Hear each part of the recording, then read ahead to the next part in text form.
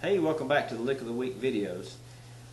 This week I thought I would just go ahead and dive into some alternate tunings for the banjo. G tuning, of course, is standard, and probably 80% of your material in traditional Scruggs style is based in G tuning, and obviously you capo up to get some other keys. But there are a few other tunings that are pretty common and allow you to play some really nice tunes and change the tone of your banjo dramatically. One of my favorites is called drop C tuning, and the term drop C tuning is kind of misleading because you're really only changing one string, and that string is the fourth.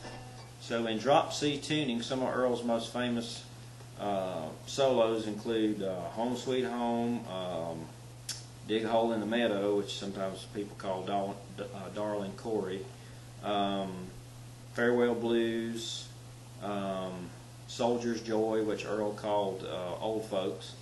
So some of his classic solos are in that tuning. So let's go ahead and see what he's doing there. The fourth string normally in G tuning is tuned to a D. D, G, B, D, and a G. For drop C tuning, we're only changing the fourth string and we're dropping it down one whole step to a low C. Now the reason I say this is kind of misleading to call this a type of C tuning, because really we're still in G tuning. We just have a low C note. So what happens in drop C tuning is, to play in the key of C, you have to play out of C positions, and the chord changes revolve around the progression for C major, which would be, C, F, and G is your 1, 4, 5. And you find ways to use the fourth string to your advantage. You have this cool sounding low fourth string. This is one of my favorite tunings on the banjo because it's so rich sounding, and you get a lot of power out of that low fourth string. Now, again, because the fourth string is changed, this will mean that you have to modify the standard three shapes that you know and the minor forms to accommodate the change that you made in the fourth string. So let's go over some of the primary positions that you need to know. I won't go over all of them, but just some of the basic ones that you need to know. One of the really important ones is a G7 position, which you hear many players use when they play in drop C tuning and when they're going back to the G chord. So a lot of times you'll be playing in C,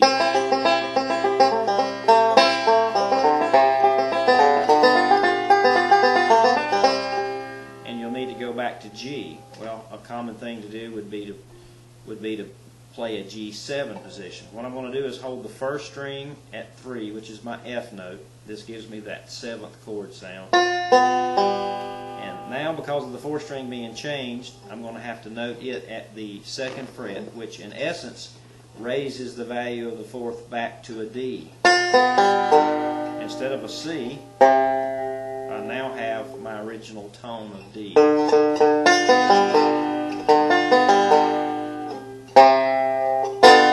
this is another way to voice a G7 chord with a drop C tuning.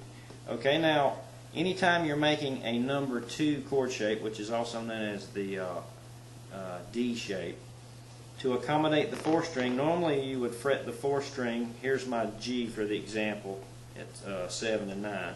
Normally out of this number 2 chord shape, you would note the fourth string at the same fret position as the pinky. But because of this lower tuning on the fourth, this is a common way to phrase this chord voice, is to play the fourth string 2 frets behind where it normally gets fretted. So listen to the difference. Here's the alternate fingering, and here is the normal fingering for G tuning. Big difference in the sound of those chords. So you can move this around anywhere on the neck. Now again, because the fourth string is a low C, anytime you play a C anywhere on the neck, you get this real beautiful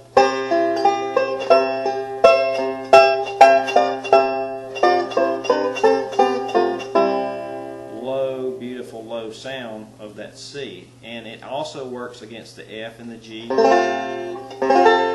works against A minor. So the reason it works is because we're voicing this low C note against the commonly occurring chords in the key of C anyway. Your 1, 4, your 5, your 6, the common chord changes that you'd use in the key of C. So you have that option over some of these chord changes to modify the chord shape so that the 4th string sounds like it normally does in G tuning. Or you can decide to leave it open for a different chord voice. And again, most of these classic solos in this tuning, you know, Home Sweet Home,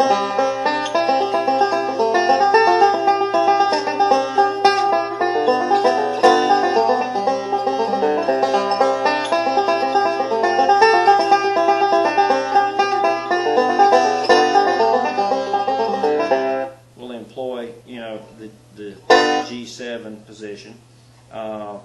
Farewell Blues.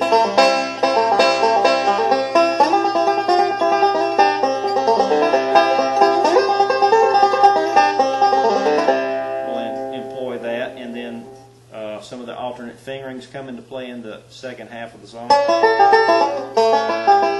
like the D chord. So you'll see players use the modification of the chord shapes just so that they can alter the value of the 4th string to do what they want it to do. So you have an option of this really low sound, and you have the option of changing the value back to something that's more normal sounding for G tuning. Whoop, a little out of tune. So, and you may also want to practice changing from this drop C note back to D. And a good way to do that is, if you know the 1st string is in tune and it's a D, both of these are D strings, you can use the 4th string as a reference against the 1st string. And then when you go to low C, try to play that against the open 3rd. And if you get those kind of where they sound like they're in harmony, it makes a good reference.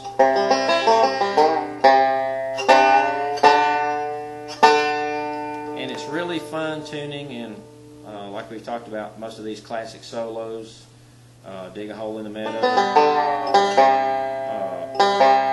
Soldier's Joy is another one. Earl call it Old Folks. He does it pretty cool. You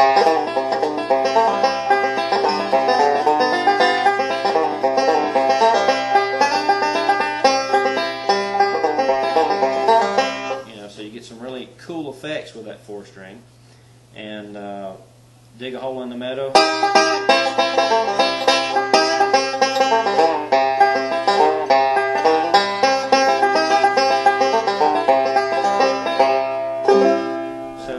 It's a really cool sounding tuning, and for me it's one of my favorites. And you can do a lot of really raucous bluegrass kind of breakdown sounds with that, or you could play something really pretty.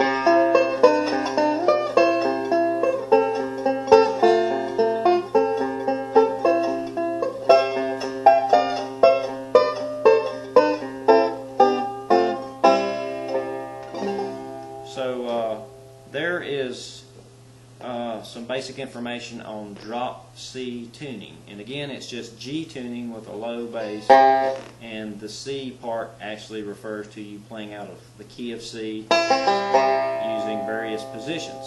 So I hope this information will help you navigate drop C tuning. We'll see you next video.